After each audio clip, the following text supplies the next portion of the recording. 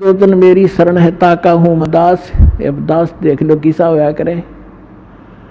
दास किसे कहते हैं, दास की परिभाषा सुनाता हूं। एक बार अब्राहिम सुल्तान अदम जो राजा था उसने घर त्याग दिया था, परमात्मा की कृपा से घर त्याग दिया था और वो किसी चला गया, एक आश्रम में रुक गया।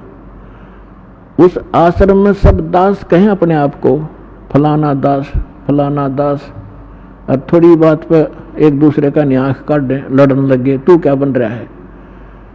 तब अब्राहिम सुल्तान अदम जिसकी दास कथा सुनाना जा रहा है, इसका थोड़ा सा लिंक बीच में और आ गया। जब वो घर त्याग गया था, पहले ये राजा था, तो उसने कहा कि भाई आप नाम दास जरूर लिखते हो पर कर्म आपके लक्षण दास के नहीं है। उन्होंने पूछा भाई क्या बात भगत जी, कैसे नहीं। उन्हें पता था कि राजा था और ऐसे राज त्याग करा है। तो उसने कहा कि जब मैं राजा था हम गुलाम लाते थे, गुलाम दास, तो मैंने, क्योंकि धार्मिकता मेरे अंदर थी, मैं गुलामों का ध्यान बहुत रखता था, कोई इसको कष्ट ना हो, तो मैंने उससे पूछा कि भी गुलाम आदमी पहले मनुष्यों को मोल लिया करते, गुलाम जैसे आजकल पशुओं को लाते हैं।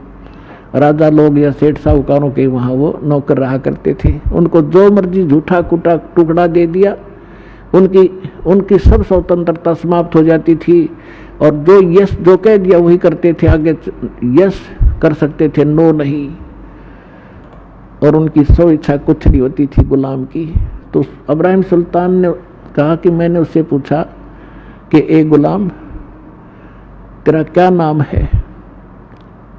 उसने कहा कि दास को जिस नाम से पुकारोगे गुलाम का वही नाम होगा, हमारा कोई नाम नहीं होता, कोई बुंडा सुंडा गुंडा कुछ भी कहना हाजिर खड़ा पाऊंगा। आपको कौन सा भोजन रुचिकार है। कहने लगा दास की कोई इच्छा नहीं होती, जो झूठा कुठा दोगे हम उसी में संतुष्ट होते हैं।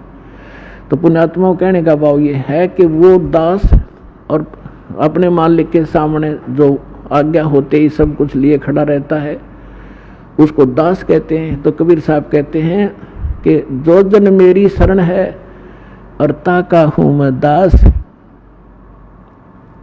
और गेल गेल ला गया फिरो जब तक धरती आकाश।